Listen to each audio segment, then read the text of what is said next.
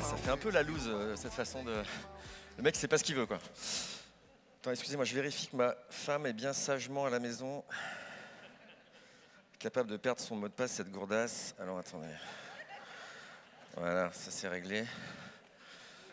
Si vous n'étiez pas là au début, j'ai l'air vraiment d'un con, mais... Je suis très content d'être là. Je vais essayer de répondre à la question comment j'en suis arrivé là, ou autrement pensé, qu'est-ce que je fous là? On aurait pu se passer de la question, du coup, on aurait pu se passer de ma prestation. Mais c'est la question, en gros, c'est qu'est-ce que je fais là, mais qu'est-ce que je fais dans la vie en général, pas seulement sur un tapis rond. Vraiment en général, et c'est un petit peu la question qu'on se pose, arrivé à mon âge, hein, la quarantaine bien tapée. Je vois qu'il y en a un paquet dans la salle, ça m'arrange. Bon, il y a des jeunes qui rigolent, ça c'est bon signe. Pas encore mort. Mais bon, je vais vous expliquer un peu le trajet. Je vais vous laisser avec 2 trucs ce soir, les 2 trucs qui m'ont permis, 1, de ne pas péter un câble dans la vie, et 2, d'être plus ou moins équilibré. On va voir ce que vous en ferez, vous pourrez m'en parler après ou sur les réseaux sociaux. Ça va Meudon? Ah putain! Je pensais pas dire ça un jour, ça va Meudon. J'habite Meudon, hein, donc je me moque pas, hein, je suis meudonnais, les gars. Mais ça va San Francisco, c'est plus classe, quoi. Vous savez que si on échange le E et le D, ça fait mes deux? J'y pense depuis tout à l'heure, fallait que je le dise. J'ai failli le faire, mais je me suis dit, ils vont faire la gueule, les sponsors, tout ça. Conférence de mes deux. Ouais, moi je la trouve bonne. Alors, ouais. Alors j'espère que ça va marcher parce que j'ai 75 slides, moi, donc vous pouvez y aller. Comment j'ai commencé? Oui, quand on m'a demandé, quand on était petit à l'école, ce que vous voulez faire plus tard, moi je répondais que je voulais être DRH. C'est bizarre. Non mais c'est-à-dire qu'il y a des gens, c'est footballeurs, machin, les gamins. Moi je voulais être DRH parce que je trouvais que c'était cool, qu'il y avait le sens des ressources humaines, donc directeur des ressources humaines, je dis ça pour les petits. C'est en gros le gars qui embauche et qui vire. Voilà. Et moi j'aimais bien parce que je voyais que mon père avait des problèmes avec le DRH tout le temps. Je me suis dit, le mec a des pouvoirs dans la life, je veux faire ça. J'ai pas fait ça. Visiblement, j'ai pas fait ça. J'aimais aussi quand j'étais petit les robots, mais j'ai kiffé les robots. Pourtant j'étais un littéraire, hein, je sais pas. Est-ce qu'il y a des littéraires dans la salle? Levez la main! Putain. De toute façon, c'est une question de merde, donc forcément, il y a une réponse de merde. J'aimais bien les robots, non, pardon, Goldorak, tout ça, bon, vous les connaissez. J'aimais bien aussi la lecture. Tout ça, c'est pour dire que je ne savais pas quoi faire déjà dans ma vie quand j'avais 10 ans. J'adorais les bouquins. J'ai découvert ça. Je suis sûr que vous avez lu les Jules Verne en rouge, avec les gros Jules Verne, ça c'était bien. Qu'on retrouve maintenant dans les brocantes à des prix exorbitants. 1984, tout ça, ça m'a nourri. À un moment, je voulais être écrivain aussi. Donc, je voulais être écrivain, je voulais fabriquer des robots, comme ce qu'on a vu tout à l'heure. Et puis, alors ouais, j'ai eu ma période. Donc là, il y a dans la salle qui font « Ah ouais, putain, c'est nous, hein, les gars. » 82, c'est moi. J'étais en Espagne pour voir un match de merde. Ils n'avaient pas obtenu les vrais matchs, mais j'avais vu Italie-Pologne. Personne ne s'en souvient. Mais en tout cas, bon, c'est pour vous dire que j'étais à fond dans le sport, le foot. Je voulais être Platini. J'avais l'album Panini complet, quoi. Enfin, vraiment le mec équipé. Je voulais faire du foot aussi. Et puis, je voulais faire ça aussi. Ah bah oui, je suis passé carrément trop vite là. Hop. Ça marche bien, merci les gars. Des proches, Dupontel, Bourvil, Coluche, pour ceux qui connaissent, pour les petits, laissez tomber. Mais c'était des gens drôles. Et eux aussi, j'avais envie de faire comme eux. J'avais envie de monter sur scène, faire le con. Mais quand on est petit, on a tout ça en tête, on se dit, mais comment je vais faire? Puis les parents derrière, non, tu fais pas ça. Donc faire le bon choix, qui suis-je? C'était un vrai problème. Et ça continue en fait, hein, mais c'est pas grave. Vers 18 ans, là j'ai 18 ans, c'est moi. Je tenais vraiment à faire ce métier de monter sur scène, mais je suis tombé amoureux. Je suis tombé amoureux d'une jeune fille qui s'appelait Carole. Et Carole et moi, on est allés se promener dans le parc de Saint-Cloud, donc pas si loin. L'avantage de faire ça ici, c'est que... Et puis elle m'a dit, on sortait ensemble depuis pas très longtemps, donc on se pose des questions un peu à la con, du genre, ça va, t'aimes quoi comme couleur, tout ça. Et puis elle me dit, qu'est-ce que tu veux faire plus tard? Et je lui dis, bah moi, je rêve de monter sur scène et de faire le comique, quoi, d'écrire des textes et de jouer. Et là, elle me dit, mais t'es malade, mais t'es un grand malade, quoi. Combien de chômeurs pour un des proches? Sympa la meuf, hein? Donc ça m'a servi de mantra un petit peu négatif, parce que ça m'a fait peur, vraiment. Et du coup, je ne l'ai pas fait. Ah bah oui, quand on est amoureux, on écoute la nana qui vous dit ça. Donc j'ai pas fait ça. Bon, j'exagère un peu, il se trouve que mes parents non plus n'étaient pas hyper fans que j'aille faire du théâtre à 18 ans. Donc j'ai fait une autre vie que ça. Donc entre le choix A et le choix B, parce qu'on passe la vie à faire des choix, moi j'ai choisi la vie normale. Alors que Bonaf, tout à l'heure, visiblement, il n'a pas pris la vie normale. Il est parti, je ne sais pas ce qu'il fume, mais... Ouais, moi, ça m'a... En plus, là, je viens de prendre un retournement temporel. Je sais pas ce qui s'est passé encore. Mais aux toilettes, c'est-à-dire que j'ai... Donc rien à voir avec ce qu'il a dit. Mais bon, bref, je dis n'importe quoi, on s'en fout, c'est Meudon. Donc j'ai fait Hippocagne, vachement moins drôle que d'aller sur scène. Hein. Hippocagne, voilà, et même pas Cagne derrière, donc le mec a foiré, quoi. J'hésitais à la fin de l'Hippocagne, le prof m'a dit, je me souviens, c'est un autre moment où vous avez le choix entre A ou B dans votre vie. Le prof m'a dit, si vous choisissez la philo, je vous obtiens Henri IV. Pour ceux qui ne savent pas, Henri IV, c'est le best-of. Hein. Dans la philo, c'est The École. Quoi. Ah putain, Henri IV. Si vous choisissez l'histoire, je ne peux rien pour vous.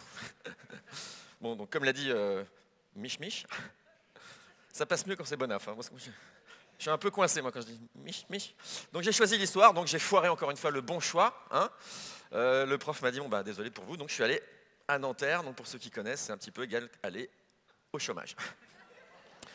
Donc j'ai fait une licence d'histoire, j'ai arrêté à la maîtrise parce que je suis tombé amoureux, à chaque fois l'importance des femmes dans ma vie. Hein, à chaque fois elles me pourrissent, elles me ruinent, et à chaque fois il faut que je recommence, mais bon. Je suis fait par Eddy, j'ai réussi grâce à un mémoire fait grâce à des femmes, aller à le Sud de Côte Toulouse, donc je me suis greffé sur leur mémoire qu'elles avaient bossé, donc ça sert aussi à ça. Donc je suis rentré dans la vie active, ouais, il faut toujours une photo comme ça dans vos slides, je vous le dis, c'est pour attendrir les gens, il faut... Oh, voilà, oh, faites-le encore. Oh. Ça, c'est moi dans mon premier job. Je fais de l'audit. Je suis rentré dans l'audit. J'ai tenu 6 mois comme ça. J'ai compris que ce ne serait pas ce que j'allais faire de ma vie, vraiment. Mais bon, ça faisait plaisir à tout le monde. Hein. Donc, j'ai pas fait ça. Est-ce que je reste dans les PowerPoint et je m'endors toute ma vie comme ça? Ou est-ce que j'essaie de faire un truc que j'aime depuis le début quand même? J'aime bien créer, faire le con, écrire des trucs. Donc j'ai choisi la créativité, je suis rentré dans la pub. Hein. On ne va pas tout de suite faire les Folies Bergères. Un petit peu dans la pub comme concepteur-rédacteur chez Publicis. Donc le A ou B, là, un petit peu commence à être un peu intelligent. Mais après, on va dire 5 ans, il s'est passé un drame. Alors pour vous, c'est peut-être pas un drame. Les vrais puristes savent même de quel match il s'agit. Ouais, c'est quand Thuram a marqué. Il a marqué 2 buts dans sa vie, une seule fois dans le même match. On a tous besoin d'un déclic un jour pour changer de vie. Et ben moi, c'est ce jour-là, de la demi-finale France-Croatie 1998. J'étais chez Publicis comme concepteur-rédacteur junior, donc le mec créatif, sympa, bien dans son job. Et j'étais depuis le matin déguisé en joueur de foot de la France avec tout le maquillage. Je me souviens, à cette époque, on était très cons tous. Hein. Donc j'étais arrivé dans les locaux de Publicis avec tous les fanions, les machins, j'étais prêt, quoi. Et à 18h, au moment où j'allais partir pour aller voir, pas au stade, hein, mais dans un pub avec tous les copains, ma directrice m'a dit « Ah non, on vous a pas dit ce soir, non, vous pouvez pas, il faut finir la créa pour demain. » Je vous rappelle que j'étais fan de foot depuis le tout petit, quoi. C'est-à-dire que c'était le jour de ma vie, demi-finale France-Croatie. En France, j'étais prêt, tout le monde le savait. Et elle me dit, non, vous restez là. Et je lui dis, mais non, mais moi je vais bosser toute la nuit, on va regarder le match, on revient, et puis après on bosse, et puis promis jusqu'à demain. Et elle dit, non, c'était pour une huile, là, je me souviens, une pub pour faire une putain d'huile, pour une putain d'huile de sueur, quoi. C'est pas bien les gros mots, les enfants. Bien, donc ce jour-là, on a écouté le match à la radio. Vous avez déjà écouté un match de foot à la radio? Et le lendemain, j'ai filé madame. Mais direct, à quoi ça tient la vie? Ah bah ça, faut pas me faire chier. Faut pas m'empêcher de regarder un match de foot. Alors j'exagère sur les délais, c'est pas le lendemain. Ça m'a pris 6 mois pour réaliser que dans ma vie, je n'allais pas être salarié de quelqu'un qui me dirait à quelle heure j'allais voir un match de foot.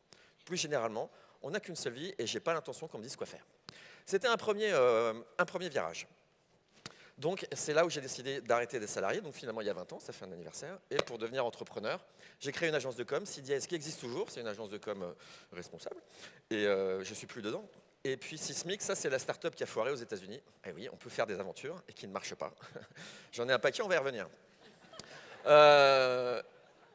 Et donc j'ai été vivre à San Francisco, j'ai ramené ma femme, mes enfants, parce que malgré ce que je dis des femmes, vraiment je la kiffe et tout, j'ai ramené mes enfants. On est parti faire une start-up là-bas, donc en 2007-2008.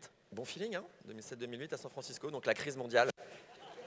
Dans le bureau à côté de chez nous. Donc ça a commencé là, on les voyait, ils se jetaient par les fenêtres. Donc c'était pas bon, c'était pas très positif. Et donc maintenant, bon, attention, le petit moment difficile, c'est vrai, qui est triste, c'est qu'en même temps que je perdais mon job, c'était la crise mondiale et tout, je perdais mon père et quelques proches. C'est le petit moment dur dans la vie qu'on a tous. qui fait qu'à un moment, il faut qu'on se réveille et on dit ah, ok, qu'est-ce qui se passe? Je viens de me prendre trop de claques dans la gueule. C'est pas possible.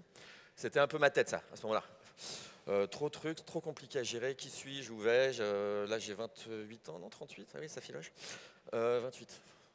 Ouais, 28. Et donc là, il y a deux options. Et on a tous traversé ces moments-là. Qu'est-ce que je fais? Est-ce que je continue à subir le temps qui passe, les choses qui arrivent et je ne sais pas où je vais? Ou est-ce qu'on se bat encore un petit peu? On se bat, on cherche un sens à sa vie.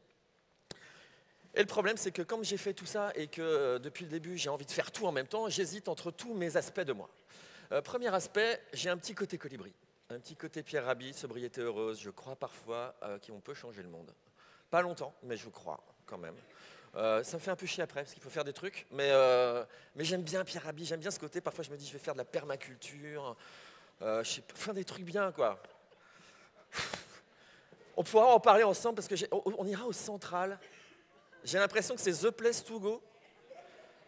Avant, moi, j'appelais ça chez Pierrot. Ah, c'est le même, hein. Moi, je trouve que c'est dangereux quand un écosystème travaille au bar. C'est un signe qu'il y a quelque chose qui tourne mal dans le monde. Bref, j'ai cet aspect-là aussi, un petit peu le Wolverine, parce que je ressemble à Hugh Jackman. Si, mais putain, elle se fout de ma gueule. Si, je ressemble à Hugh Jackman. Ou à Laurent Delahousse, ici. Pas du tout. J'ai un petit côté entrepreneur qui aime bien faire du pognon et tout, qui ne le fait pas, mais qui aime bien l'idée de le faire. Un côté clown assumé, mais pas encore complètement vraiment. Ah, j'hésite encore. Ça, la partie obscure.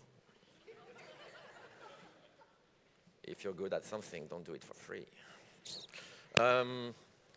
J'ai rêvé à la politique, pas plus tard que l'année dernière. Je voulais me présenter face à Macron, face à tout le monde. Face à tout le monde, hein, c'est pas pour... Et puis non, ça m'a fait chier. Parce que moi, je me voyais c'est comme ça, et puis après, je me suis dit, je vais peut-être tourner comme ça. On ne sait pas comment on peut tourner en politique. Donc je me suis dit, oh, peut-être t'approches pas, laisse-les faire leurs conneries, de toute façon, t'es nul à ça. Donc, question... Ouais, et puis le maître, on en parlait tout à l'heure, est-ce que je devrais devenir Steve Jobs? Faire des super pitchs, des keynotes et tout. Voilà, donc bien avancé. Hein. Donc la tête, Hiroshima, des morts partout, plus de boulot, faut rentrer en France. Qu'est-ce que je vais faire?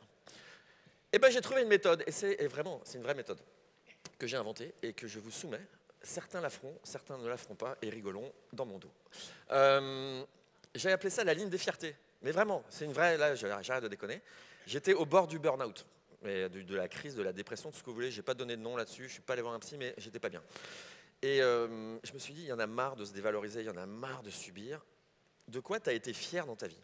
J'ai pris une feuille tout seul, hein, j'ai pas eu de bouquin. J'ai tiré un trait, je vous invite à faire ça, ceux qui sont au fond du gouffre, et je sais qu'il y en a. Et heureusement, mes amis dépressifs, qui s'ignorent, qui se cachent, qui ne disent rien. Donc moi, bon, je suis né en 69, j'ai grugé, mais ça sert à rien. Donc je dis, voilà, et puis vous tirez un trait jusqu'à aujourd'hui. Et vous essayez de vous souvenir des moments où vous avez été fiers de vous dans la vie. Eh ben, c'est pas simple. Hein. Surtout qu'on est dépressif, parce que déjà, on est... Ouais, de toute façon, laisse tomber, je suis qu'une merde, donc il n'y a rien. Il faut passer ce cap, surpasser ça, et trouver de quoi vous êtes fier. Donc les 5 minutes qui arrivent, c'est les 5 minutes de auto-promo du mec qui se fait plaisir, évidemment. C'est normal si j'ai l'air de frimer, c'est le but de l'exercice, d'être fier de soi.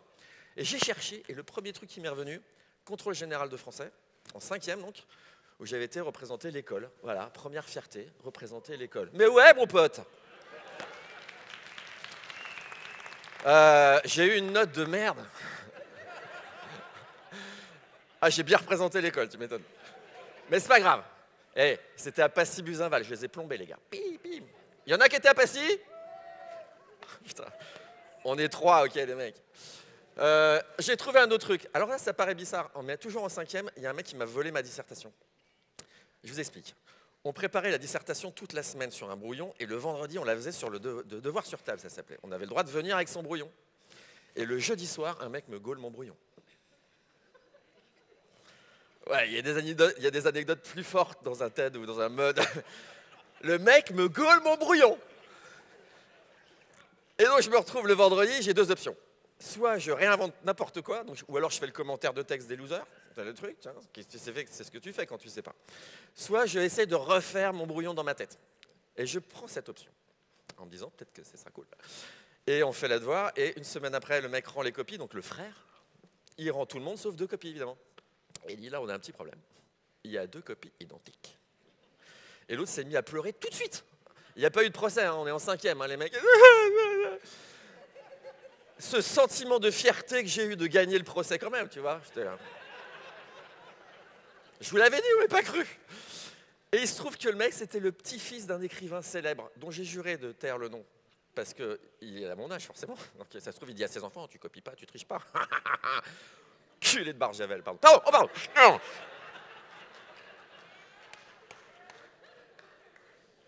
Faut pas dire les gros mots, hein. Haute fierté, premier but de foot. Oh, alors là, but de légende. J'ai pas les images, hein, on était en 4e dans la cour, donc il n'y avait pas de caméra. Mais en fait, ce qui se passe, c'est qu'avant, j'étais le remplaçant, tout le temps.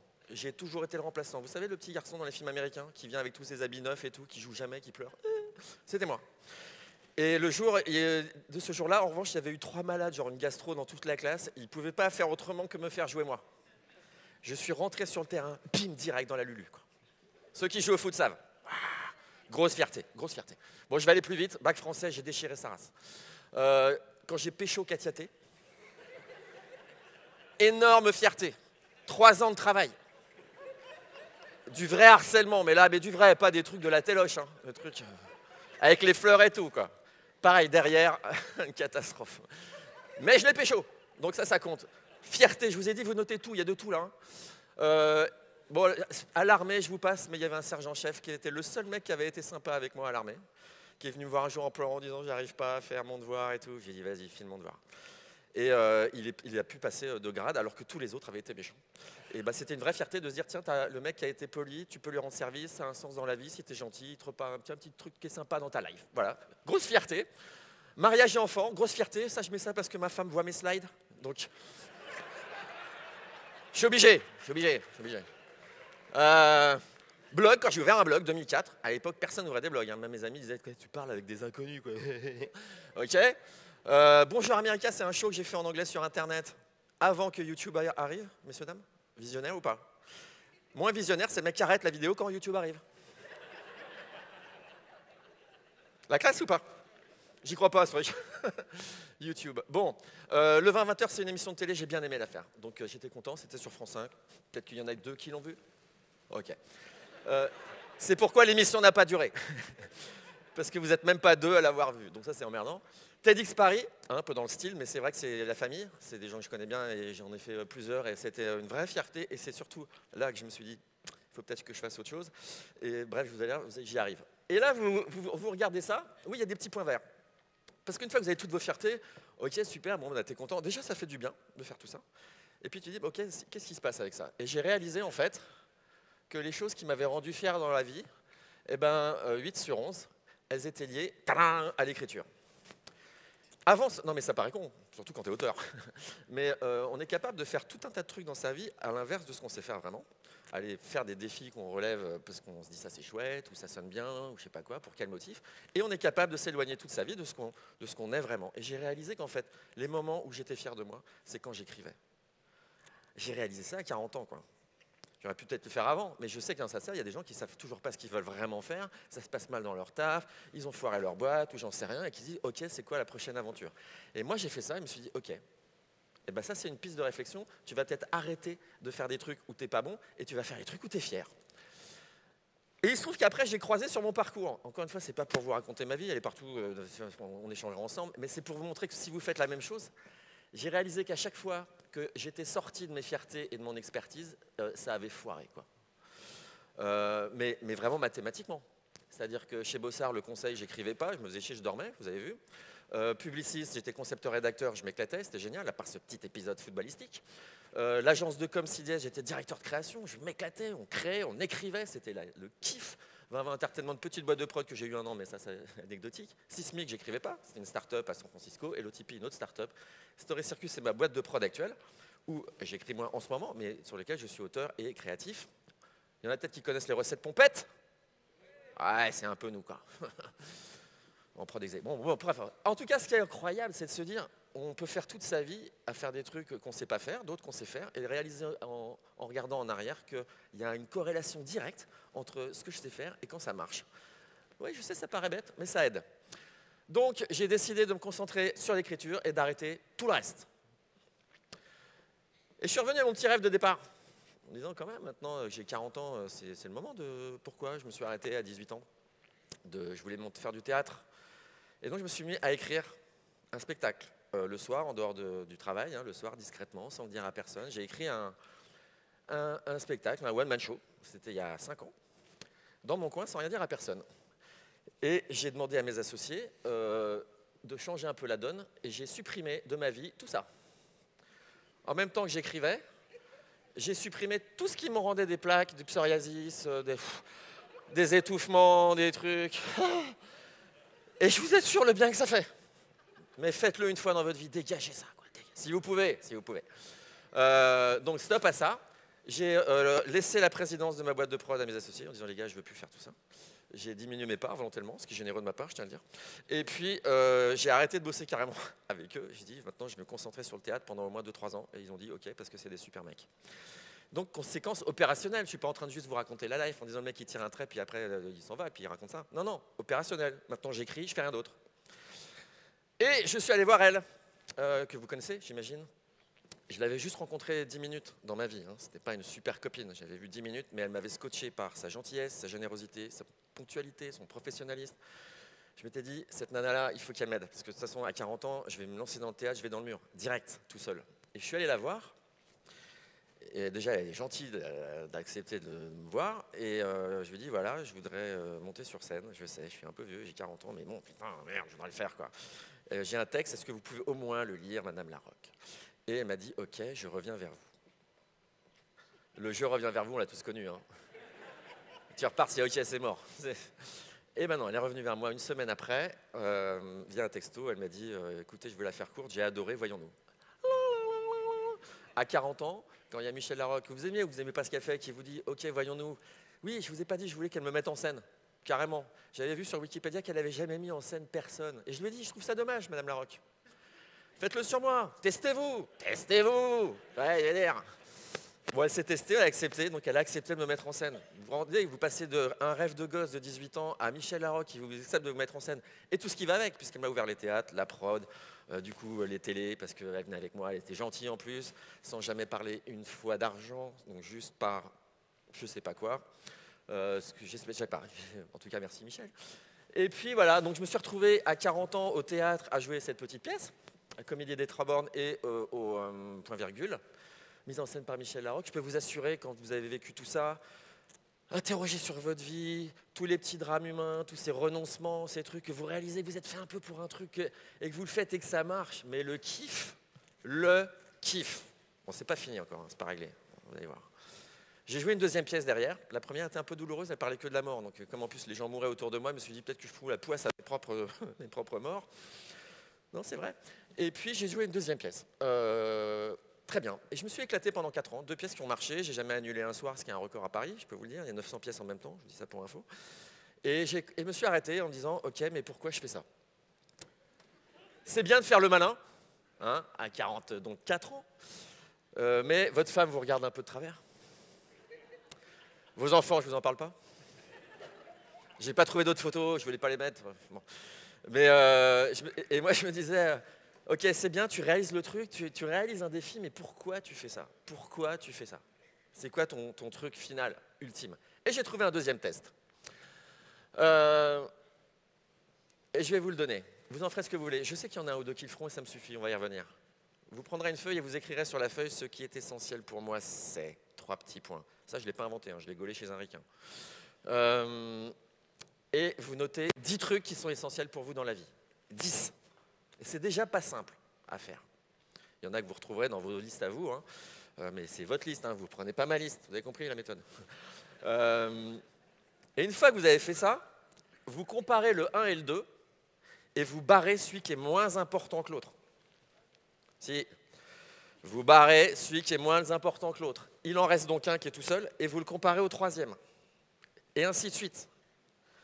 Parfois ça change, hein. Tout d'un coup il y a le 5 qui était là, ah ouais, celui-là il est le plus important et il bat tout le monde. Et à la fin, si vous avez fait le job correctement, et c'est de la concentration, n'allez pas direct à ce qui vous fait le plus plaisir, faites vraiment 10 trucs, vous avez ce qui est le plus important pour vous dans la vie à ce moment-là. Vous le mettez de côté votre réponse et vous le refaites 2 fois. Vous avez les 3 trucs les plus importants pour vous. Je vous la fais plus courte. Voilà où j'en suis moi aujourd'hui, parce qu'il faut le refaire au moins une fois tous les 2 ans pour se réactualiser. Non mais je le fais, hein, vous rigolez, mais j'ai des gens qui l'ont fait. Ouais, je ne suis pas un grand gourou américain, mais il y a des gens qui l'ont fait, qui vont mieux. Donc je vous partage. Être libre de mon temps, je ne le savais pas, je ne l'avais pas formulé. Mais c'est la denrée la plus importante pour moi dans la vie, le temps, et on en a parlé. Je veux être libre de mon temps. Je veux pouvoir passer la journée un samedi ici, tranquille, alors que ma femme est à la campagne avec ma fille. Et mon fils chez sa meuf à l'autre bout de Paris. Personne n'est venu me voir, merci. Je le dis en vidéo, comme ça ils le verront. Eh ouais. En 2, créer. Ah bah oui, on pouvait s'en douter, mais c'est important. C'est plus important que l'argent pour moi. Oui, l'argent, il y est ou pas? Ouais, en 2. Bah, tu vois, bien gagner ma vie, il n'est même pas dans les 3 priorités. C'est important de le définir parce que après, ce petit schéma-là, moi, s'il n'y a pas 2 des 3 dans les projets qui arrivent dans ma vie, il y en arrive, hein, toujours des décisions à prendre, s'il n'y a pas 2 des 3, j'y vais pas. Mais j'y vais pas. C'est une espèce de guideline qui est hyper agréable parce que le mec qui arrive et dit « Ouais, ça sera super bien payé, par contre, vous partez 4 mois à l'autre bout du monde et puis c'est avec une équipe de tarés sur un produit pourri. » C'est tentant de temps en temps parce que j'ai entendu le super bien payé au début quand même. Eh ben non, des gens pas sympas, à l'autre bout du monde, donc je vais pas prendre mon temps comme ils font, je ne sais pas si ça va être de l'impact. Quand je dis faire du bien, c'est vraiment que ça ait de l'impact, ce que je fais. J'aime bien l'idée, ouais, c'est mon petit défaut moi, mais il faut l'assumer. Et du coup, ça a des conséquences opérationnelles. Être libre de mon temps, ben maintenant, aujourd'hui, je suis indépendant. J'ai toujours des parts dans la boîte, mais je suis libre. Je ne veux pas qu'on me dise à quelle heure je me couche et où je vais. Le bien que ça fait, vous ne pouvez pas savoir. Ceux qui sont en ce moment salariés, qui sont sur le point de péter un câble, je vous assure les gars, rejoignons, on va au central. Rejoignez l'équipe. Deuxièmement, créer, aujourd'hui j'écris et je joue la comédie. Donc je retourne bientôt au théâtre, au Sentier des Halles à partir du 3 mai, tous les jeudis 20h en mai-juin. Message à peine subliminal. Et puis, faire du bien, je continue à essayer d'avoir de l'impact pour vivre dans la vie. Aujourd'hui, je fais des conférences, j'accompagne des gens dans des business, des machins, un peu dans tous les coins. J'aime bien, c'est varié et ça a de l'impact. J'aime bien l'idée que ce que je fais a un peu d'impact. J'aime bien l'idée que ce que je dis ce soir, s'il y a 3-4 personnes qui viennent me voir derrière en disant « Oh putain, merci, je vais filer, madame. Oh putain. » Ouais, je serais content, j'aurais gagné mon samedi. Voilà. Et puis, ça permet de rajouter en fait en temps réel ses fiertés. Et donc d'être fier au fur et à mesure de sa vie, de ne pas attendre 65 ans et d'avoir des regrets. Donc oui, entre-temps, j'ai fait 2 one-man shows, j'ai écrit un bouquin, bah oui, un auteur, il faut qu'il écrive un bouquin. Et puis, je remonte sur scène en mai. J'essaie de faire de ma vie une fierté permanente. Alors fierté, ça va, c'est pas non plus... mais fierté d'être bien, quoi, d'être cool. Oui, ça c'est la petite boîte que j'ai créée pour facturer, ça n'a rien à voir. Donc... j'ai 12 fiertés sur 16 aujourd'hui liées à l'écriture et j'espère que ça va continuer comme ça jusqu'à la fin de mes jours, qui sera peut-être après-demain ou dans 40 ans, de ne faire que les choses qui me rendent content, heureux, fier. Ceux qui ne connaissent pas, je vous donne le truc, l'ikigai, c'est assez rigolo, ça ne sert à rien de réinventer la poudre à chaque fois, j'ai découvert cette petite philosophie japonaise. C'est une philosophie, l'ikigai, c'est en gros pourquoi je me lève le matin, en gros, la philosophie. Et j'aime bien ce truc, vous pouvez le photographier, le garder, aller le googler, il y en a partout, puis il y a des bouquins qui ont ça dans tous les kilomètres. Mais celui-là, je l'aime bien, parce que ça permet de croiser les choses importantes pour vous, définir dans quoi vous êtes bon, définir ce que vous savez faire, ce pourquoi vous êtes payé, et ainsi de suite, et ça, vous commencez à croiser un peu votre qui vous êtes, quoi. Et en fait, ça résume bien un peu tout ce que j'ai dit. Ma vraie passion, c'est d'écrire, encore plus que de parler. C'est vraiment, quand je suis là, dans une espèce de transe chez moi, dans la campagne, peinard à écrire, c'est le bonheur pur, quoi. La vocation, je crois que j'aime bien jouer quand même sur scène à chaque fois que j'y retourne. Hein. Je dis que j'y retournerai pas, mais c'est un kiff que vous imaginez même pas. Et puis, faire du bien, je dirais faire du bien, il ne faut pas exagérer, hein, je ne suis pas non plus, mais au moins avoir de l'impact et de faire que les choses soient positives. Et transmettre aussi, ne pas se contenter de rester, mais essayer de, comme on peut, le transmettre aux gens qui sont là. Allez, prenez, puis faites-en ce que vous voulez, hein, les gens. Et puis, gardez cette phrase en tête, voilà. Soyez vous-même. Les autres sont déjà pris, je m'arrête là-dessus. Merci beaucoup. Merci.